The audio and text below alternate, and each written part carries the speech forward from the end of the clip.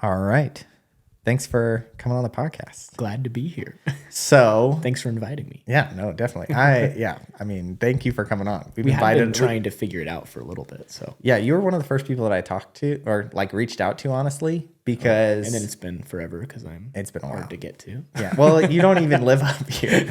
Although now like both your extended families live here, right? Yes. Yeah. So now you have incentive at least. it to was come up to nice. Idaho. Well, it was really nice to get away from both families for a second. That's true. Yeah, to be down in Utah. Yep. That's nice. Yeah. Well, right now, being here is nice. Yeah. Be away from both. Oh, you mean like getting out of the house? Yes. They're all just doing stuff. I Yeah. don't have to do the dishes, so that's good. That's good. That's good.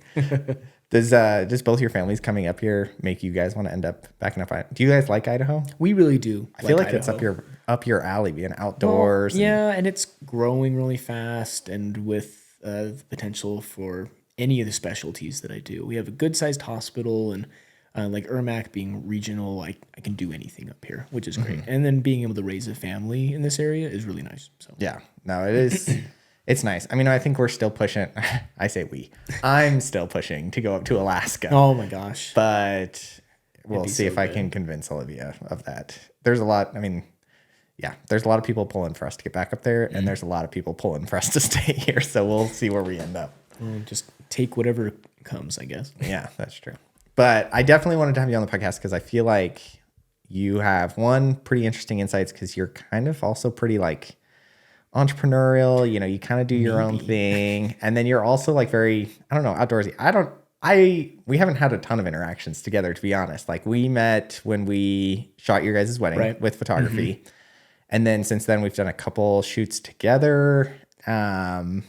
We came over for dinner one time. Yeah, you guys came up for dinner one time. But other than that, like honestly, I don't know you super well, but I've always, I don't know, I was like, Ben honestly would be a pretty good person to have on the podcast. Like, why not have him on? Well, I'm glad You seem like an interesting person. You're an interesting person. Every time I hear stories about you, like I remember when I first learned that you were like a professional ice skater, and I was like, oh my gosh, speed skating is crazy. Like, in my opinion, that's like top level stuff. So Yeah, I mean, when you're 5'8" and from Alaska, there's not a whole lot of choices. it's either that or you can farm ice, basically. Yeah, like or in figure Frozen. skating. And I was like, yeah, Figure skating would be cool too. I'll wear tights, but not sparkles. Yeah, fair. It's almost the same thing. Almost. But not quite. So for those of you, or for those listening that don't know you though, do you want to give a brief a brief introduction of yourself, you know, who you are, where you're from, and then what you're currently, I guess, working on? Yeah. So my name's Benjamin Theurer. I really go by Ben, honestly. So I'm just going to go by Ben for the rest of the time. And let's see. I grew up in Salt Lake City, Utah. My dad's a dentist. So I lived in California for a little while and eventually moved back over to Utah again. My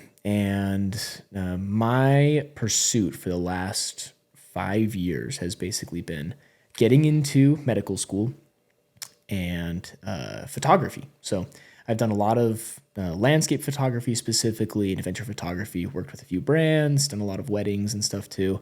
And amidst that, went to BYU, studied physiology and developmental biology. I've worked in pediatrics for a long time, and with all those experiences together, I decided that medicine would be another cool thing to start pursuing at this time. So right now, I'm currently applying to medical school, and I'm running my photography business from home, basically. Yeah. And I feel like you kind of downplayed your photography a little bit because like I've been a photographer for a really long time, or I'm slowly phasing out, but mostly like weddings and stuff like that. And my favorite kind of photography is just shooting like my family, you know, on trips and things like that. That is really what I got into photography for. But your photography is like, I mean, it's amazing. Like it's been so cool to watch it from the start because I feel like, oh my gosh, I feel like when we shot your guys' wedding was when you were kind of like getting into it. Yeah, you're like, I have, you know, a $300 Canon camera the or something. Costco special is what we call it still. Yeah, so you had that and you're like, I kind of like photography. Like I'd like to take some pictures. And then to where you are now, like it's amazing. Like you've gotten like, I mean, leaps and bounds better than I have in anything. That, I mean, definitely in your specialty. Like I would say for sure in any outdoor adventure, like I would love to take pictures of mountains and animals as well as you do. Well, I think that a lot of it was just well, this is going to be great because this is exactly what Outliers is about. Yeah. Just crazy random opportunities that presented themselves to me. And it was really nice to be able to meet some really cool people and find some really great information that ultimately helped me to do what I do now. There's a lot of little pinpoints in my path to here at this point that I don't think, if those hadn't happened, I don't think I'd be doing what I do right now. But really, it all started with just an interest in astrophotography because I thought that was really cool. And my wife right now, McKaylee, had told me how much she loved the stars one time, and I was like, "Oh, that'd be a really cool baller move is to go take pictures of stars and then send them to her and be like, look at that, that's pretty cool, right? I'm a pretty cool dude." And then that just turned into an obsession over time of like, oh, how can I get better pictures? Like, I want to travel and see these cool places, and a lot of it is honestly just to look cool most of the time. I want to go to cool places and be like, look at me, look what I did. These are these cool experiences I've had. And that turned into a real passion for storytelling, which is ultimately my whole like in with medicine is talking about why I love storytelling and being involved in people's stories. So that was kind of my main thing from all my essays in my medical school applications. That's awesome. Do you still do a lot of, I mean, I see some like astrophotography, but is that still like your favorite? Still my favorite. And really, like I really like astrophotography is so interesting because you can do it with anything. Now you can do it with smartphones. So like you can point at the sky with your smartphone and take a picture of the You make Milky it Way. sound so easy. I mean, really, you set it down facing up and you don't move is really the big thing. It's long exposure. But and being in a place where it's dark enough to see the stars, obviously. Yeah. But I really switched over to a tracking system recently. Okay. Which basically, for those who don't know, it's a gearbox on top of your tripod that you put your camera onto, and then it rotates your camera at the speed of the Earth's rotation.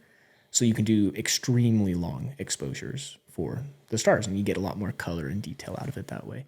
And I think that was where finally I'd like hit my peak of like astrophotography. And then, of course, somebody else comes around and is taking pictures of far off galaxies and discovering new nebulas with their like backyard camera. And you're like, oh, okay, well, I guess I have more to improve on, I guess.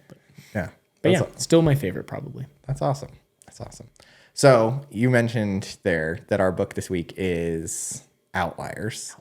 But before we kind of dive into the book, I always like asking new guests, what kind of books do you personally like reading? And are you a reader? Because I definitely was not about 6 months ago at all. Like I could barely read 6 months ago. And so I'm interested to know, like, what do people normal people read day to day?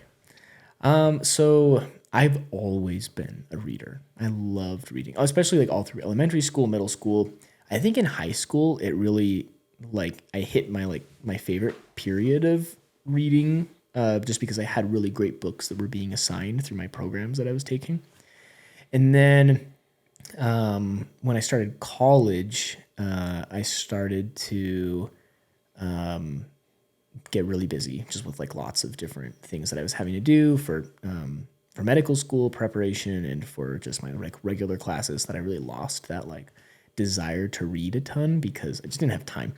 And then lately I've been reading again, which has been great because I'm graduated and I have plenty of time now. But I think if I were to describe my type of book, oh man, I like so many different types of books, honestly. Yeah. I love like self-help books like this one. I think that's really cool to get really good information like that.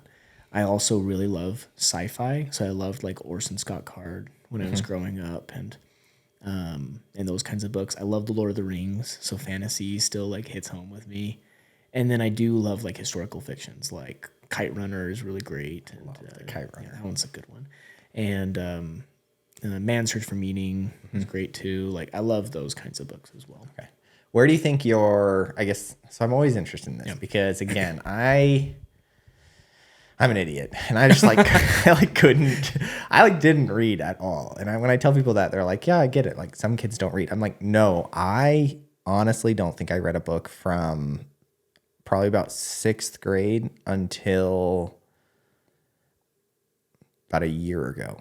Oh, wow. So I was like 29. So again, we're talking like 20 years. I mean, no, not 20 years. Apparently I'm bad at math too. Like 15 years worth of not reading literally a single book at all. So I'm always interested because it's something that I really, really don't want to happen for my kids. Like we're trying to, and Olivia's amazing. I mean, she reads, more books than anybody should ever read in a single year. Yeah, seriously. But I'm always interested, like, was that something that your parents kind of instilled in you? Was that something that you developed just on your own? How would you say that you came across your love for reading? I mean, really, my parents still are always reading. Like, that's their vacation activity usually. We get to the beach and we're all out doing like stuff like digging holes and things like that. We do it at a beach.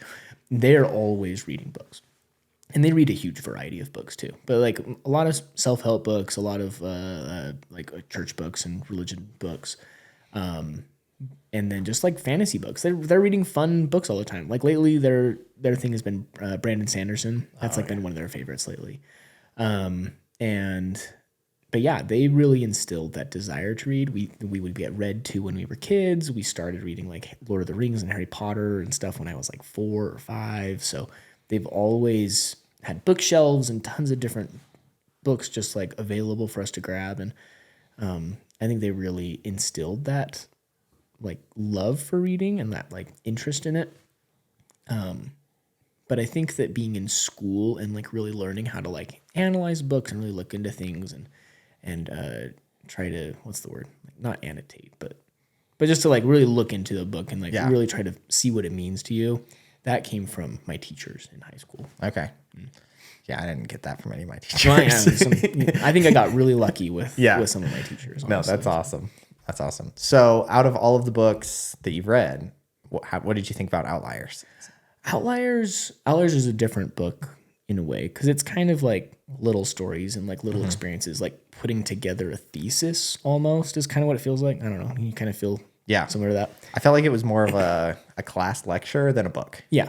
But it was interesting to read. Like I didn't feel bored reading. It was engaging at least. Yeah, I also didn't feel like it was very traditional of like a self-help book. Right. Like it didn't give me anything to do. Right. It's just an idea kind of thing. Like I fully expected with how many people have recommended this book that it would have been like, life-changing is like, I don't know. Like I kind of expected it to almost be like, maybe it is kind of perspective changing, but definitely more of like a get up and go do something kind of book. Right. Whereas when I got to the end of it, I was like, I don't know what I can actually do.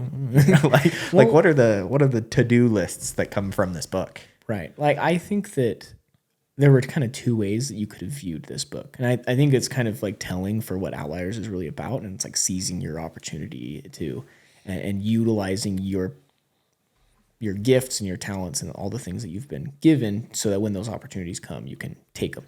And you can look at the book as either being really disheartening by being like, well, I'm not rich and I don't have all these opportunities that other people have, so I'm never going to be successful.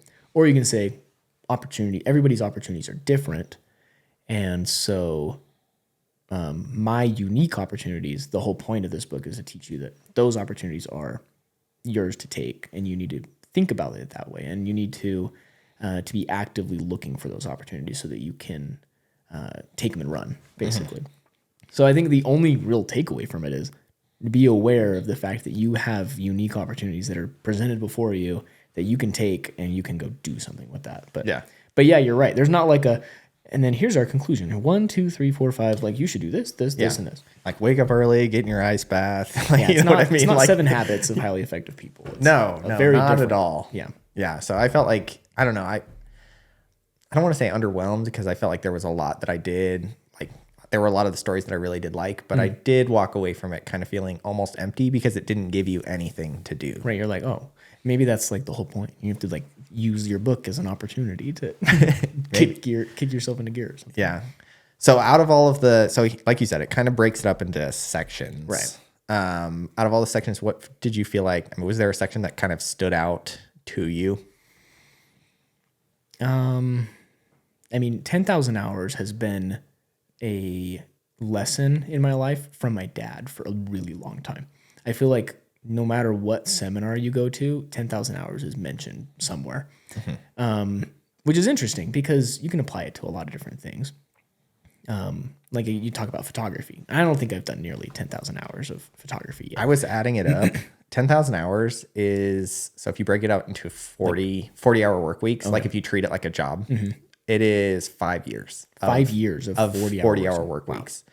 So there's a lot of people who are really good at making McDonald's hamburgers. Yeah, seriously. I am really good at Zoom at this point. But yeah, so I don't think, I mean, I definitely, and I've been doing photography for a while, but there's no way I've hit 10,000 hours. I mean, that's a ton of time. Right. It makes you wonder, like, how much more you could be doing in the things that you think that you're really good at.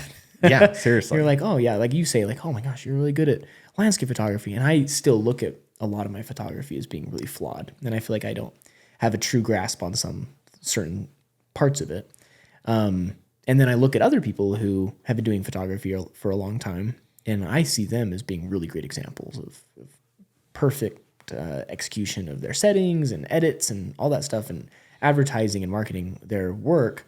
And I wonder sometimes if they look at themselves and go like, nah, there's still like so much that I could learn. Like they've hit their 10,000 hours. You wonder if maybe they need 20,000 hours to feel satisfied. Does the 10,000 hours goal for you, and like we'll go back to photography, because photography is something that you really like. It's something that I really like, so it's kind of relatable, but easy.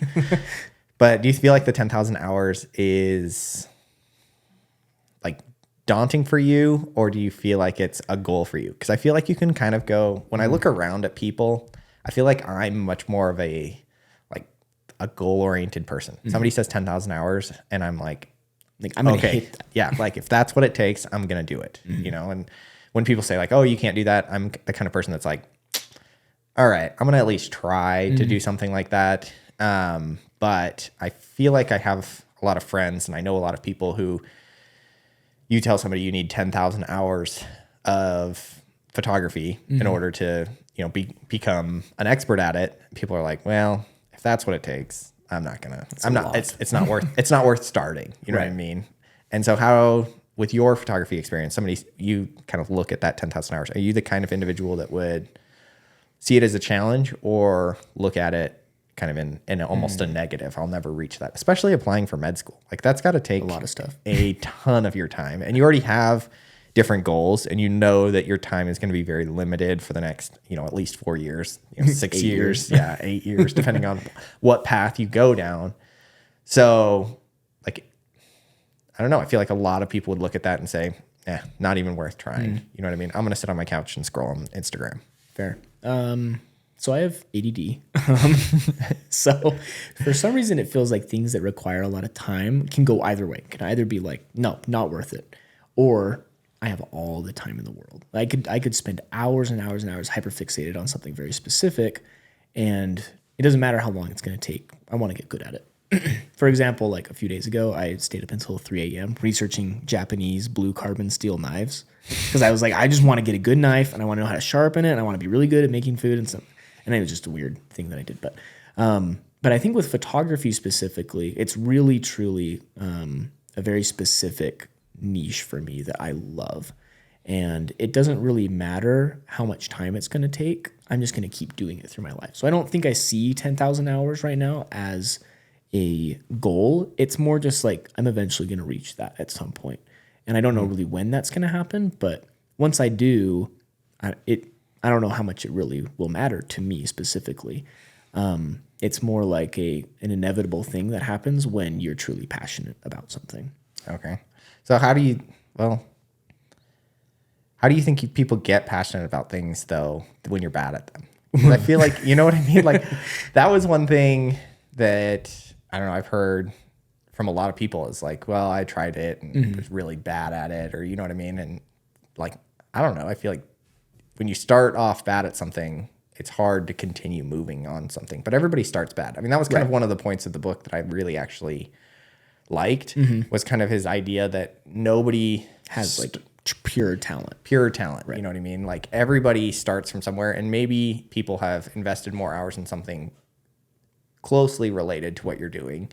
So for instance, if you're, you know, want to be a football player nobody has like pure football talent off the couch, but maybe they invested, quite a bit of hours in basketball, and they've, pretty hand-eye coordinated, they've got, some athletic ability. And then that somebody tries football for the first time and they're like, oh, that guy's naturally good at football. But his argument was nobody's naturally good at anything. People have been kind of already had experience. People have already had experiences prior to their life that make it an advantage to them when they start something different.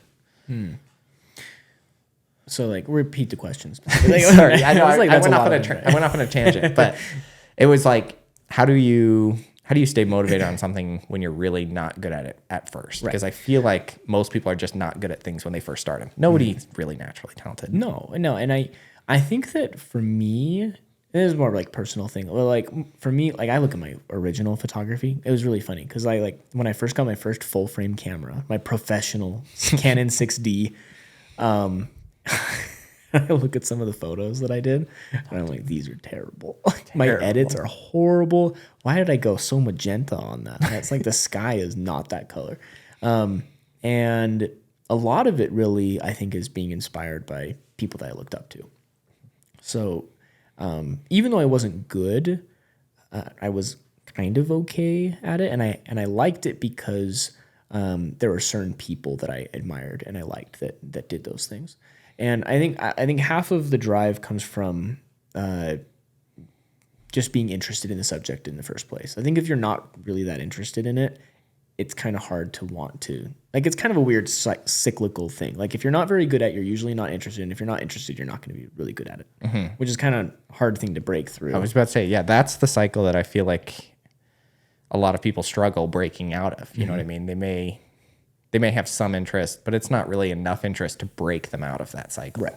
And I think sometimes there's like something that will happen, an opportunity comes, or you have a breakthrough in one very small thing, and that hooks you from that point. So like skiing, you like hit your first like carve perfectly, or you have a good powder day, and then suddenly you're like obsessed. You're like, oh my gosh, I have to experience that feeling again. Or like for photography, the first time I took a picture of the stars and I was like, oh my gosh, like that's light from millions of miles away hitting my camera and doing something that I can't really explain very well.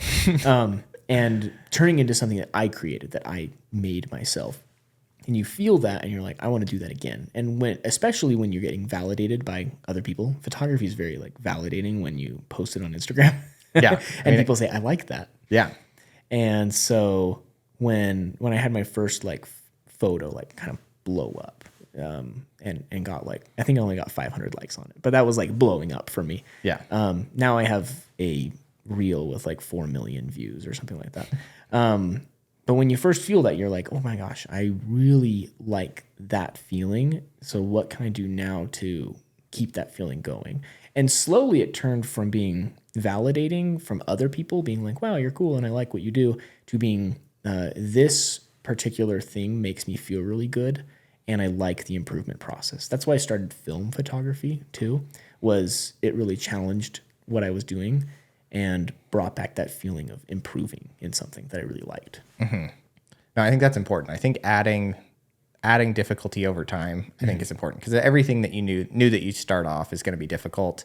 And so, yeah, I mean, I think adding that film photography was really cool. It's like a cool way of keeping photography still very hard. You know what I mean? And then not getting, relaxed in your effort, because otherwise it's hard to practice. You know what I mean? You're never going to want to just do something forever that's easy. So that makes sense. Now that you're about to become a father, right? Oh, yeah. Congratulations. Woo-hoo. That's super exciting. It's literally the greatest thing you could possibly do. I'm very, very excited. It is the best. My kids are the best ever. I will go ahead and say I don't even think I truly appreciate it yet. Oh, dude. I'm really excited, but it still doesn't even feel real yet. I feel like it didn't feel real for me till like 6 months after I had a kid. Like Olivia and our kids had like an instant connection when they were born, obviously, because mom and the kid. And you're like, you're still just some baby. Like, yeah, I don't know. But now my 3-year-old is the coolest person on the face of the planet. Like, it's just so fun. But I'm like constantly thinking, as now having kids and everything like that, while reading Outliers and thinking about 10,000 hours, thinking about, kind of that original kind of hypothesis the original like birthday scenario that he talks about with, having your kids be in a position where they can have the most attention given to them. And then, basically throughout every point of this book, to me, reading it felt like a lesson in parenthood, to be honest, because I feel like at every lesson, it had something to do with parents. And I don't know if that's just the perspective that I had with now having 2 small kids. See, I don't even remember most of the parenthood things. See, now that I'm thinking about it. Yeah, I saw it from like, make sure that your kids, are in a position early on to receive attention from coaches, or from mentors, I guess is a better way to put it. Make sure that your kids are always kind of the biggest, fastest, strongest, and do what you can to like position them in a way. The 10,000 hours I loved the example where he gave playing the violin. And they had like kids playing, 2 hours a week starting early. Then once you turn 8, kids usually start playing like 4 hours a week. 13, kids start playing like 12 hours a week. He kind of broke it up to like age how people accomplish 10,000 hours by the time they turn 20. Because he's like, if you can accomplish 10,000 hours by the time you turn 20, you're more likely to be a professional in something because you have reached 10,000 hours at a critical point in your life. Right. Rather than reaching 10,000 hours when you're 40 and you've already got a career, you've already got a family. It's hard to become a professional. You can become a professional at 20. And then, talking about, I don't know, just really like Bill Gates' experience and how his parents kind of allowed him to, reach out and talk with people and put him in positions that would give him ability to work on computers. And then there was also like everything with helping your kids learn how to talk to people of authority, and how, there are some, poorer class families that don't respond well to positions of authority because they just don't grow up in an atmosphere where they interact frequently with, doctors and lawyers and different things like that, people that they look up to. And so basically every point of this book, I was just like, man, how do I set my kids up for success early in this whole aspect? And I was wondering if, as a new kind of prospective father, that had even... it was not like making those connections. Really? I think that a lot of what I was thinking about was specific. I mean, it's always what's most relevant to you, I feel like. And a lot of mine was just thinking about like how I experienced those things growing up specifically. So I was thinking about what my parents had done for me, but not so much about what I was going to do for my own kid. Which is maybe terrible. I'm a terrible father already. No, I mean, again, mine's 3 and she's set up for just failure. Like I said, I just still don't feel like that immediate connection yet. I'm very excited, but like it's definitely interesting how my wife is having all these really cool experiences right now with our baby. Like she just started feeling the movement and stuff, and I am just kind of still like, I don't even really 100% believe it. I saw the ultrasound, but like that's all I've got to go on right now. It's just a picture, and I deal with pictures all the time, and some pictures aren't always real. But when I think about that perspective, it just reminds me of how important my experiences growing up were for where I am right now. Because my dad, when he went to dental school, he had 3 kids when he went to dental school. Wow. And yeah, so we were not great financially. Yeah. I definitely remember lots of nights, just ramen, peanut butter sandwiches for lunch every day. But he made do, and my mom too was a really big part of that, being super intentional with all their experiences that they gave us. Made sure that we had excellent experiences wherever we went.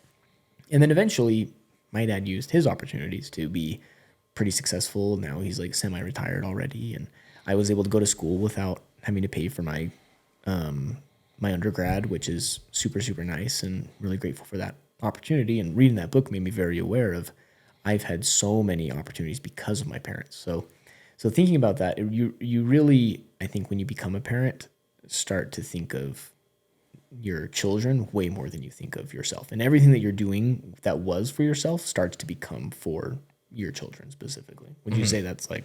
Yeah, Pretty absolutely. accurate. When I was reading this book, I kind of reflected both on, kind of what my parents had done for me and also kind of my kids. I kind of bounced back and forth.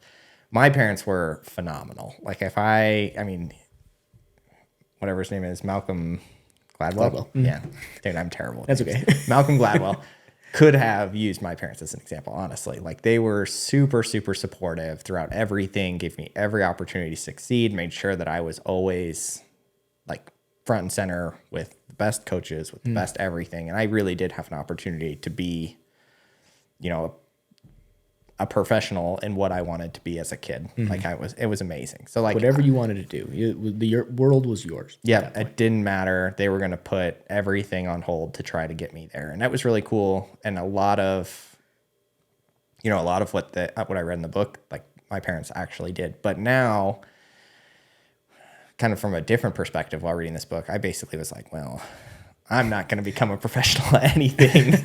Like now it's like 20. It's too late for me. Yeah. If I started something new now, 20 years is what we're looking at. Like Right. I'll be 50 at that point. So it's like, I might as well just give up and now start working on my kids. And so that's where it was interesting, kind of those parts of the book, I was kind of like, how would somebody set their kids up for success in today's world? Because it's not so much, I feel like it's not so much the same as a lot of the stories in there, in that it was, get your kids dealing with computers quickly, get your kids, really, even like, I feel like education, although education is important, I feel like formal education was much more emphasis in a lot of points of this book. Whereas I feel like nowadays there's a lot more opportunities to learn outside of formal education. So I just kept thinking the entire time, like, if I could do something for my kids to set them up, what would that be?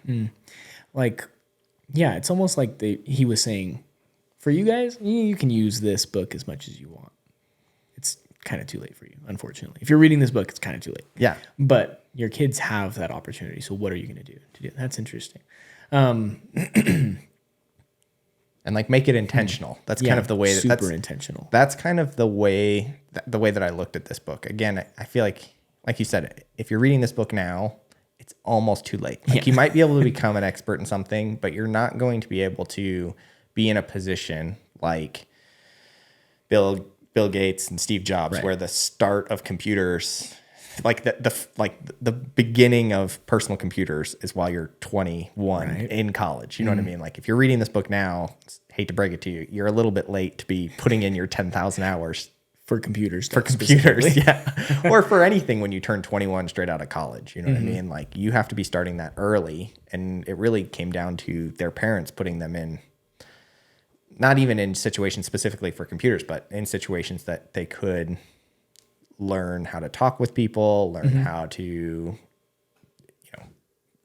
kind of have the opportunity to go to college. Like you said, your parents set you up with that ability to go to college, to kind of not worry about the financial side of things, so you could really focus on becoming a doctor. I mean, your parents, it sounds like, set you up for success currently. Specifically for like a graduate school educational program. Like that was like the main thing.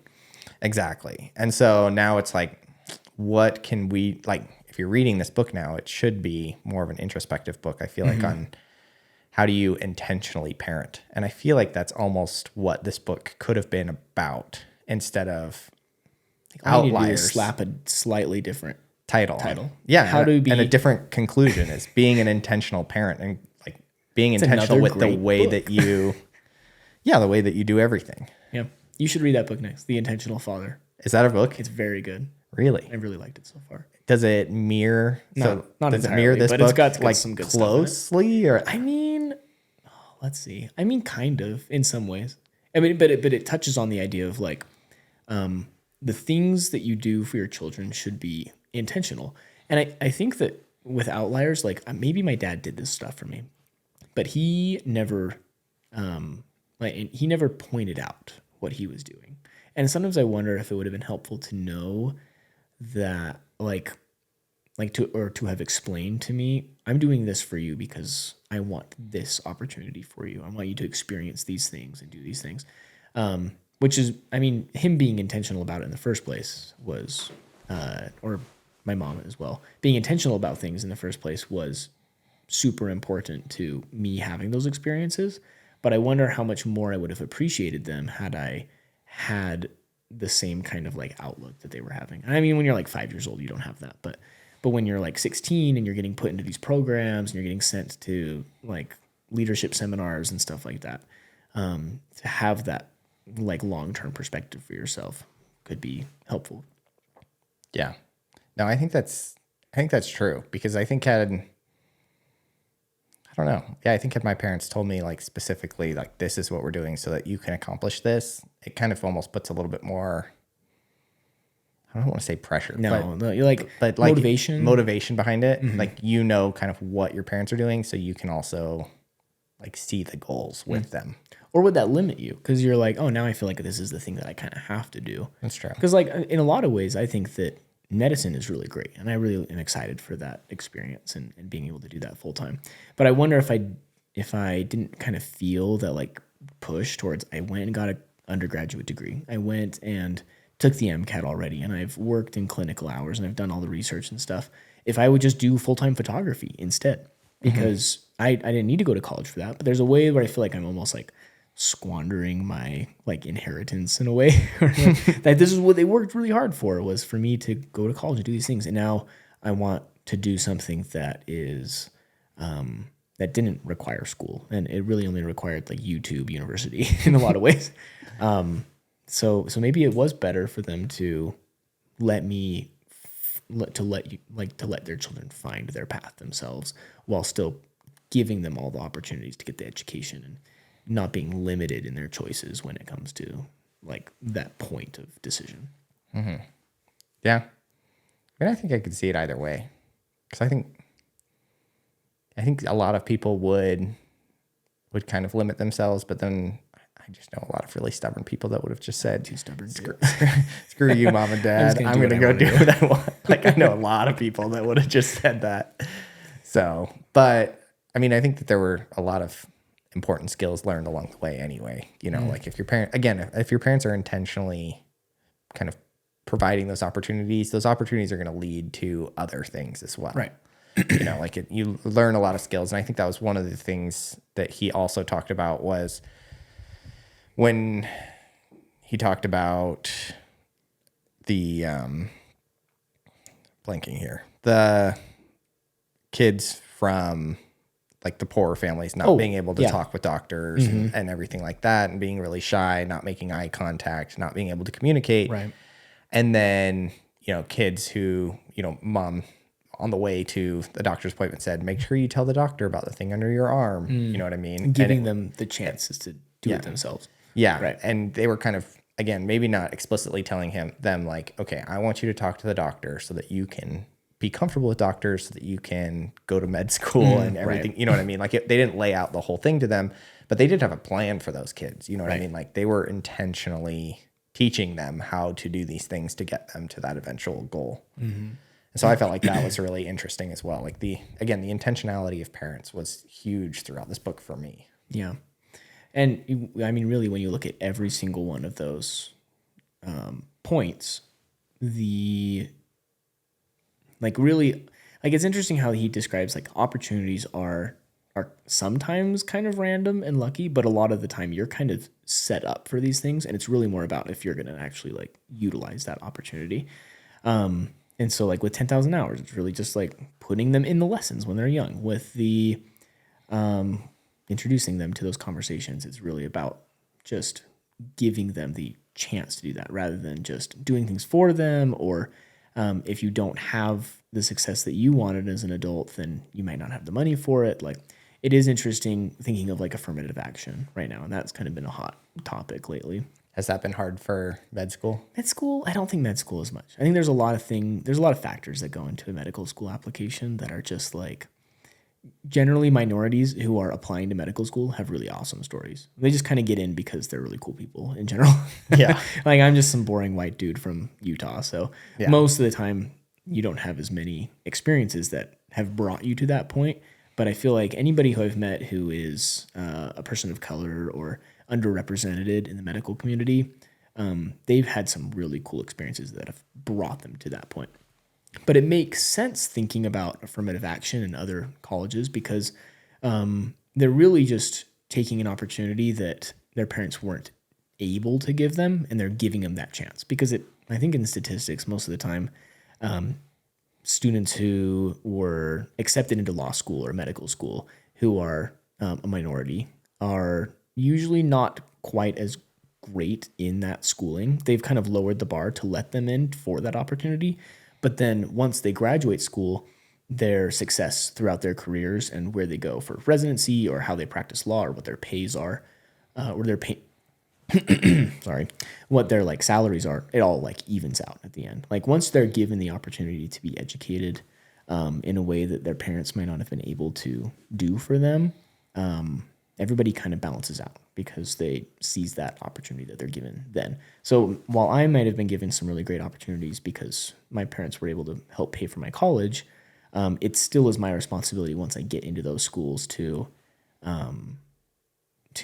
actually use that opportunity well. While those students who didn't have that opportunity earlier on might have an easier time getting into medical school, they also still have to seize that opportunity that they're given at that time. Yeah.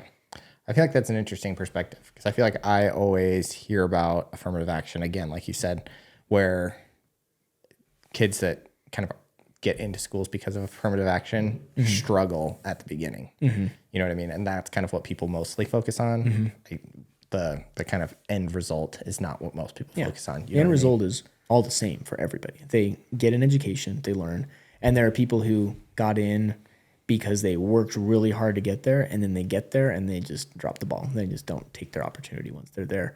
And there are people that worked really hard to get in, but they just didn't have as good of grades, and so they struggle through the first part. But sometimes that struggle really helps you to appreciate what you're doing. And just like we talked about, when you're really bad at something for a little bit, sometimes the struggle helps you to be motivated to get better in the long run. But I don't know. Maybe. Yeah. No, I think that makes a lot of sense. I mean, I think he even talks about that with that inner city school. I can't remember the name of the school. Oh, it's like KMMI. It's in New York, right? Where it's like all random how you get accepted, right? Yeah, but it's usually people who don't have the opportunity to go to private schools. Right. They take those kids and they give them the same opportunities that kids from private schools get all the time. You know, they take them to museums. They have, extra, Well, and their like whole schedule's different. Yeah. Because they're working so much more. I would have hated that school. Yeah, I would have hated it. I would have been so mad at my parents for that. But it goes to show though that like you can take somebody who didn't grow up with those advantages, put them in that environment and catch them back up to speed. And from what he was saying, in a lot of cases, even overpass if you continue to put in the time, put in the effort. I mean, really that's all it comes down to is from this book is really just put in the time, put in the effort. Right.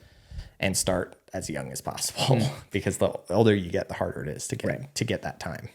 I think that's super hopeful for parents who maybe haven't had the success that they've wanted to. And so I feel like you could read this book and you could kind of be disheartened thinking like, I'm never going to be able to do that for my kids. Like they just don't have I don't have the same ability to give them these experiences and opportunities.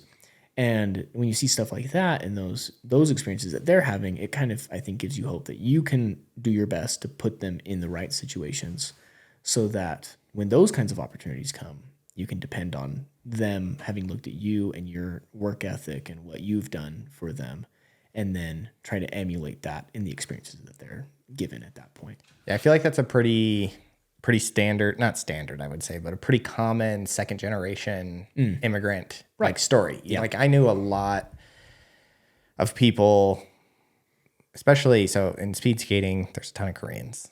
Koreans. Like I don't know why. There's just it's a Korean sport. But a lot of the guys that I skated with, I mean, were given every opportunity when they were young to kind of excel from there. But it was really, again, it was that kind of immigrant mentality where they, their parents worked really, really hard and saw that, they were just going to give everything to their kids and set their kids up for success early. And then, all of these kids that are just amazing that have been skating since they were, 5 years old, 4 days a week, and just had every opportunity before them. And not only are they amazing skaters, I mean, like most of them, I mean, I know a couple that have gone on to Ivy League schools while going to the Olympics. I'm like, seriously? Like, Yeah. you can't do it. Like, you shouldn't be able to do it all. It's so cool. It's ridiculous. I'm not even that hardworking at all. You see that and you're like, oh my gosh, I'm so lazy. But I mean, at one point, I mean, at some part, I'm like, yeah, I mean, those kids worked really, really hard. But really what it came down to was like, I mean, their parents invested everything into them. I mean, these kids were traveling. I mean, most of them lived like East Coast because there were a couple of really good clubs, East Coast. Most of them lived like on the East Coast, and they would travel all over the United States and practice. And then most of them would move to Salt Lake where, you know, kind of like the hub for speed skating was. Right. Or they would move to, there's one other club in Virginia that they would move to because it was a really, you know, kind of high functioning club at like 10 or 11. Oh my gosh. Like they would pick up their entire family and be like, all right, this is what we're going to do. And they'd pick up their family and move just so that their kids could have that opportunity. Wow. And it was, I mean, it was really kind of eye opening to the level of, again, kind of intentionally setting your kid up for that kind of progression that he talks about, making sure that they have the right people around them, they're learning the right lessons, they have the right coaches, they have the right amount of time that they can devote to whatever said goal it was. And most of these kids that I know, I mean, they did it. They all went to the Olympics. Like, it's crazy, like how it worked out, just like he said. Like, you have to be intentional about it. And it really just shows like a parent's love. And like once you become a parent, it seems like you just don't matter anymore to yourself. You matter a little bit to yourself, but for the most part, everything you're doing is for that child. And so I'm really excited to see how do you feel like it's a mentality shift that just happens, or do you feel like you had to like work pretty hard at It just happened. it was like natural almost? For me, I feel like I just look at my kids and I'm just like, dude, Everything for you. they are the coolest. Like, I am telling you, rad. I feel like they could do literally anything. If my daughter was like, I want to do this, I'm like, yeah, like let's go all in. You know, like have to I work will 80 hours a week, like you're gonna do that. Yeah, absolutely. And I mean, kind of an interesting. My mom right now is absolutely obsessed with Taylor Swift and Understandable. Most of us are. I think. Travis Kelce, like in their relationship. Yeah. No, I know most people are obsessed with Taylor Swift. Specifically the relationship. Oh my gosh. No, my mom's like a 14-year-old girl when it comes to that. And she is like got pictures of them pinned up on her wall. Like it's amazing. But she made me watch the Kelce documentary recently. Yeah. And I don't know if you've watched it, but the parents talk. I mean, that was my wife's first question was like, how do these parents have two kids that go to the Super Bowl and like are best players in the NFL in their position? They love each other. They have a great podcast too. Yeah, actually. They're amazing. But in the movie, it talks about briefly their parents were like, we're just like, we gave everything to our kids. They're like, we didn't have the nicest house. We didn't have the nicest cars. We didn't have a ton of free time for ourselves. They're like, our kids did anything they wanted, and we did everything we could for them. They played football, they played basketball, they played hockey, they wrestled. They were like, we went to everything, and we made sure that they could go to everything and had the best opportunities. So, I think when you become a parent, it just gets to that point. I guess for me, when I became a parent, it got to the point where I kind of saw the world in that way. Like, I don't have to have the nicest stuff. I don't have to do the nicest things, but if I can help my kids get to that point where they can do whatever they want, like, I'm going to do it. Right. And I feel like it almost came naturally for me because my parents were like that. So like, it was kind of almost like a pay it forward way. My parents gave me every opportunity they possibly could. Like, if they had to save up so that I could get a new pair of skates, if they had to save up so I could get a new pair of skis. I mean, my parents sent me down to Utah every summer when I was like 12 or 13, and they just sent me down here so that I could just skate the whole summers. Like, it was, I mean, they really did give me every opportunity possible. And so I felt like it was natural for me because I just saw my parents and I was like, man, that was awesome. I'm going to do the same thing for my kids. But it's really sad that I don't know that that's natural for everybody. Yeah. You know, like, I don't think everybody has parents who see it, whose kid walks around and they're just like, that's more important to me than anything else. And I think that's where the sad part of this book was when kind of, he talks about the differences between people who are successful and people who aren't successful. Right. Because you can tell that it's not the unsuccessful kid's fault that their parents didn't just look at them and say, I want everything for that kid. Yeah. The drive was not there. It was still a self-motivated drive for themselves specifically, rather than for their kids. That just made me think a lot about like, man, that made me think of a lot of things actually. That was great. Ramble there. Oh, I can ramble. I can ramble with the best of them. You had my mind going to so many different places there for a second. I was like, oh my gosh, there's like so many great points there. Now I'm trying to think of what I was going to say next. So I really like what you say about just like that happens so naturally for you, but it doesn't always happen for everybody. So what would you say is like, if you feel like you're struggling to like hit that moment, do you think that's something that you can overcome and you can become that kind of a parent who cares? Because like, I love the age old additive of like, your grandfather worked in the field so that I could be a doctor, so that you could be an athlete, poet, artist, basically, whatever you want to do. But there always probably comes a time where you have to say to yourself that I want you to have these opportunities and I don't care about what my opportunities are at that point. Yeah. I think for a lot of people, it comes from like one, believing that it's possible. You know what I mean? And I think that's one thing that this book actually maybe does a really good job of. The hope part. Yeah.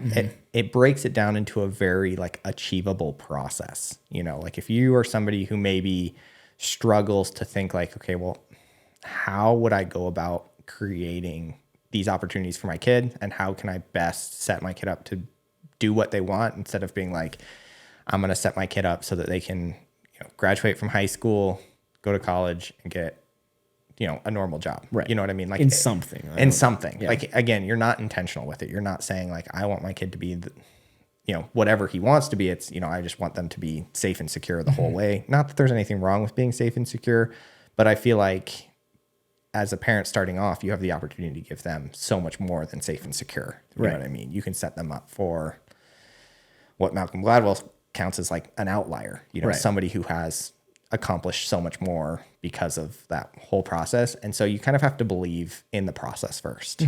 If you don't believe that it's possible, you're not going to flip that switch and say, I'm going to give my kid everything, because why would you give your kid everything? Right. If you don't even believe that it's going to make a difference in their life. True. So I think first off, you've got to have that kind of belief that it's possible and the roadmap of how you're going to do it. And I think that a lot of it, like my dad might have wanted me to be, my dad's big into fly fishing. That's like his whole thing, is fly fishing. He might have wanted me to become a professional fly fisherman, but I didn't really want to do that necessarily. My passions include photography, medicine, skiing. I really love skiing. I think that if there was something that I wanted my kid to do, it'd be to be like a professional skier. I think that'd be so cool. But I think that having that relationship with your kids where you can communicate with them when they're young and kind of find their interests and what they're interested in, what they like, helps to kind of determine what paths you're gonna set them down. Because I like what you said, like if you don't have that end goal in mind of like what opportunities you want to give them, then you kind of just put them down like the funnel towards college, basically. Because that's like, it offers a lot of opportunities, but my wife Michaela and I have talked a lot about how we don't see college or hair school or an athletic training program, any of those as being more important or better opportunities than the other. They're just more specific opportunities. So that makes a lot of sense what you're saying, where you have to really plan what path you're going to send them down, what like tube or funnel you're going to give them to become successful. And you have to believe it's possible. Right. You know what I mean? Like that was one thing, again, just patting my parents on the back. I remember, since I was 11, probably, they said, do you want to go to the Olympics? Do you want to go to the Olympics? Like, sure.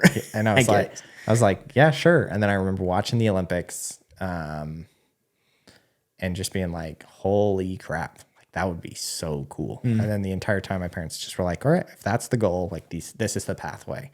And again, you have to believe that your kids can achieve that goal. I feel like a lot of people just, again, maybe they're farmers and they're just like, my kids are going to be farmers. Their kids are going to be farmers. Their kids, or maybe you're inner city and you're like, man, my grandma's lived My grandma was forever. poor. I was poor. My mom was poor. I was poor. My kids are going to be poor. You know what I mean? And if you just have that mentality of like, that's what's going to happen, then you don't ever, again, intentionally plan for something completely different. I think another really good example of that was Ben Carson. You know, he ran for president and everything like that. But I mean, he talks about, I mean, his mom, single mom, super, super poor, Right. inner city. But his mom knew, like, this is not going to be my kid. Right. He's going to do something incredible. And she set him up for success with doing that. He had to read a book a week. He had to write a report on top of his schoolwork. She set him up to, like, enjoy learning and knew that, like, that cycle wasn't going to repeat. You know, like I liked what she said. I worked in the field so that, you know, my son could be a doctor, so that my son could be, you know, whatever he wanted to be. And so, again, you just have to be very intentional about it. And I think that that's a really positive takeaway from Outliers is that if you are intentional, you really do have a good chance of pulling it off, because again, there's no such thing as like, you know, basic, you know, pure talent. You know what I mean? Right. It all starts from being intentional early on in the process. So. True. And like, it's so interesting how you can believe really hard that you want to do something, but having someone that's there rooting for you, telling you that it's possible and believing in you is so motivating. Like if I didn't have my dad or my mom saying, you can do this, I don't think that I would believe myself when I was saying that I could do this. Because there's a lot of like negative things that are coming into your life saying, this is hard, this is really difficult, like maybe this isn't possible. But having one person who knows you really well and has been working really hard to make sure you have those opportunities, saying that it is possible, is extremely motivating. And I think the vice versa can be true. Like if you are a parent who isn't super positive and isn't seeing the best in your children and making them very aware of their greatness and what they're capable of, then they're not going to be successful people. And that's sort of on the parents at that point, not necessarily on yourself. Or if your parents weren't very motivating, then maybe you don't have yourself to blame quite as much for some of your and failures. if you're negative, you don't see the opportunities either. You know, that was another thing that they talked about was, you know, again, parents seeing opportunities to just kind of, maybe not even for one specific thing, not like my kid's going to be, you know, a professional violinist, but, you know, parents who are positive about the opportunities that kids have, seek for opportunities in daily life to kind of push your kid without them even noticing. You're not like, okay, you're going to go up and talk to this person today because you need to practice your communication skills. Right. You know, the mom's just like, hey, talk to the doctor, do this. Yeah. Having that perspective's hard. Because she is positive that her kid can and is able to and is a capable child to have those adult conversations with people. And that just continues to build and build and build and build over time. So I think the positive attitude is a huge thing too. You really have to see your kid as kind of like a moldable piece of clay that has all of the opportunities in the world if you continually give it to them. Mm-hmm.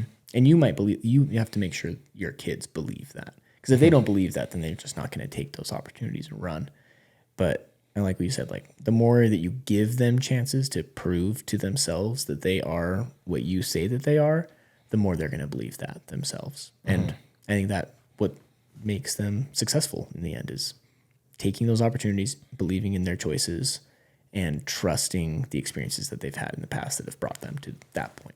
And starting early. That was the biggest, one of the biggest takeaways that I had is like, when they're 5 years old, they're doing stuff. You've got to be starting very early. It can't be like, okay, I'm going to wait till my kid's, 11 or 12 to really start being a, involved parent or something like that. You know what I mean? Like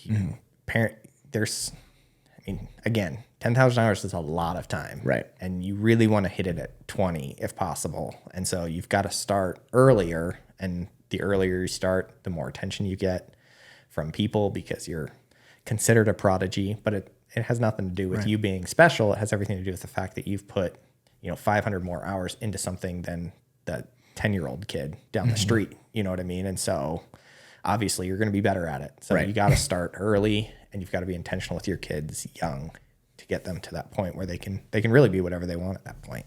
Right. And that's not to say that you can't still do that now at 28 years old, but But yeah, way easier if you had someone that was looking out for you and helping you in the beginning. Yeah, definitely. So I guess I was completely wrong. This book. We did get something out of it. Yeah. I was Just not for us specifically. Yeah. There were no, I was at the very beginning of this podcast, I said, I couldn't find any actionable items on this, but that's like literally all we talked about for the last 30 minutes. Right. It's like, how can you be actionable with the things in this book to like, again, maybe not set yourself up for success. I'm not going to become, amazing at anything else in my life. I mean, I might, there's always room for growth, and I don't want to completely downplay, like give up on your life when you're 30 years old. Mm-hmm. I think you can always have new hobbies and new things like that. But I just think, again, you're not going to become Bill Gates starting at 30. Right. You know what I mean? You've got to hit those opportunities earlier in your life. And now you've got to use the talents and skills that you've developed for the first half of your life to kind of build, you know what I mean? So, yeah. Well, that's awesome. I like that. Now I'm going to suggest this book when people are saying, hey, I'm going to be a dad soon. What book should I read? Like, this is not a typical parenting book, but it actually is pretty good for parenting advice in the long run. Yeah, I would agree with that. So at the end of every podcast, I always ask every guest, oh yeah, what would you rank this book on a scale of 1 to 5 as far as fun and 1 to 5 as far as importance? Probably a 2 as far as fun. Let's be real. It's definitely not like a super like entertaining book, I'd say. It's like, it's interesting, and I think that interesting things are fun. But I think for most people, probably about a 2. But I think for important, maybe like a 4.9, 4.8. Okay. Like really important things that'll be really important for your future, especially if you're going to have children, based off of what we've talked about today specifically. Maybe for yourself, a little bit less than that. Yeah. What do you think? What would you do? I do a 5 for importance because I think, again, if you want to break the cycle or continue the cycle, depending on where you're at in the cycle, if you're super wealthy and amazing, if you want to continue that forward, or if you want to break that cycle and you want to kind of be the next generation to be better than you, I think this is going to be a massively important book. Right. Again, I think just providing those opportunities and having that perspective, I think is incredibly important. And it definitely made me personally think a lot about the way that I parent, what I want to do. Cool. As far as fun, I'd probably give it a 3. Yeah. I did like some of the stories. It is story based. That's kind of nice. Yeah. I like stories. I like stories as well. I will say the end little bit of the stories was not my jam. Didn't love like all the flight stuff. Didn't love. It was kind of interesting. Yeah, some of like the cultural side of things, which I understand why he talked about. We didn't really talk about that very much, maybe because we're like white guys. Yeah, because my culture what is like 1995 Blink-182 music. Yeah, that's pretty much it. Exactly, and pizza. Yeah, so I didn't relate to that quite as well. I mean, it was interesting to think of and kind of maybe sympathize with people who have to overcome stuff like that, but ultimately that part I kind of like sped through. It was really the first half of the book that I would say, honestly, it was pretty page turning for me. Like I really did enjoy the first half of the book quite a bit. The stories were pretty fun. So that's great. That's how I would rank it. Sweet. So I like it.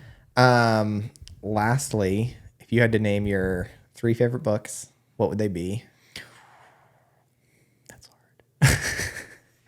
I have a lot of favorite books. Number 1 favorite book for me right now that I know of is Lord of the Rings, The Return of the King. Okay. I think it's entertaining, great topics of just everything. I feel like it's a very good like life book. It's got so many like really interesting things in it. Like it's really taught me a lot about masculinity specifically. It's Lord of the Rings for me. Anyway, so Lord of the Rings, Aragorn specifically. Everyone. It's really good, healthy masculinity in a good way. Okay. So Lord of the Rings.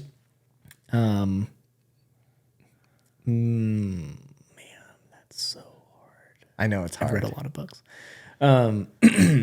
I really like Ender's Game a lot. Okay. Purely for like entertainment and just like interesting story. I love Ender's Game. I've heard that a lot. That's one that I have on my list of books that I want to read. It's very entertaining. Definitely very fun. Really important? Probably not. I don't know. I don't know. I mean, books can be entertaining and like purely entertainment and also be important. They could be like culturally important. You know what I mean? Like, I don't know.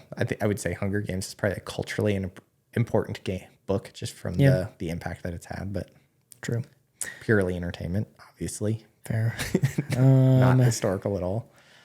And then, And there's also basic books, but I just love them so much. I really like The Hunger Games a lot. That was like the first time that I ever like read a book through the night. Was like just like could not stop reading it. That was Hunger Games #1. I read the first part like throughout the day when I was in like middle school, and then I stayed up until like 4:30 in the morning just reading the last part because I was just like so like enthralled and everything. I thought it was so cool. Also, I haven't read that in forever, but maybe it'd feel differently now. But I really liked that book when I was young. Awesome. All right. Well, thanks for being on the podcast. Glad to be here. Thanks for inviting me. Yeah, it was way fun. And for anybody who is still watching on the podcast, make sure that you like, comment, and subscribe if you're watching on YouTube. If you're watching or if you're listening on anywhere that podcasts are available, please leave us a 5-star review. And if you are interested in being a guest for the podcast, please reach out. You can reach out either on my website or you can leave a comment on the Instagram or DM me on Instagram. And we are always looking for guests. I have a ton of books that I would love to read. And so if you'd like to come on, let me know and we'll get you on here, get you scheduled. Thanks for listening.